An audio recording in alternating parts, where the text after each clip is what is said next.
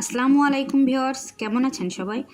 আজকে আমি দেখাবো আমাদের সাতক্ষীরার খুব মজাদার একটি রেসিপি। চলুন দেখে নেওয়া যাক এর প্রস্তুত প্রণালী।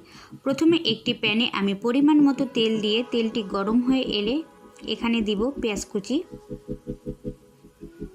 পেঁয়াজটি আমি একটু নরম করে ভেজে নেব।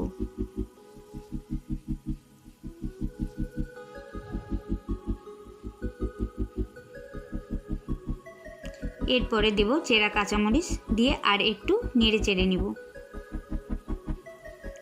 এখানে দিব আমি আদা রসুন জিরা বাটা দিয়ে মশলাটি আবার একটু নেড়ে চেড়ে নিব। এবার দেব আমি পরিমাণ মতো লবণ,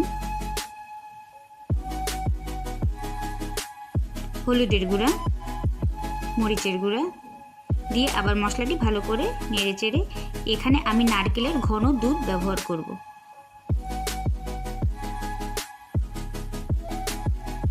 এরপরে দিব তেজপাতা ও 3টি এলাচ। এরপরে দিব আমি চিংড়ি মাছ দিয়ে আমি নারকেলের ঘন দুধ দিয়ে চিংড়ি মাছটি ভালো করে কষিয়ে নিব। আর এই রান্নাটায় আমি কোনো পানি ব্যবহার করব না, এখানে পুরোটাই নারকেলের দুধ দেওয়া হবে। আমার চিংড়ি মাছটি প্রায় হয়ে এসেছে। এবার আমি নারকেলের পুরো দুধটুকু দিয়ে দিব।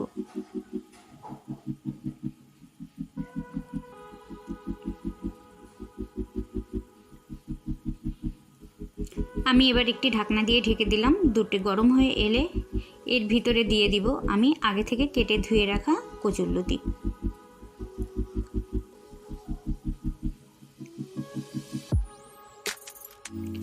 আর এই রান্নাটায় আপনারা একটু মোটা কচুরলতিটা ব্যবহার করবেন। আর এটা আমাদের সাতক্ষীরার এত প্রিয় একটি খাবার যা বলে আপনাদেরকে বোঝানো যাবে না আপনারা যদি না খেয়ে থাকেন।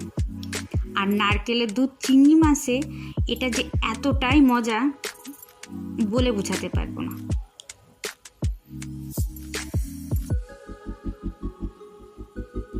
আমার প্রায় হয়ে এসেছে কচুরলতিটি। এই রান্নাটার ঘ্রাণেই মনে হয় এলাকার সবাই পাগল হয়ে যাবে।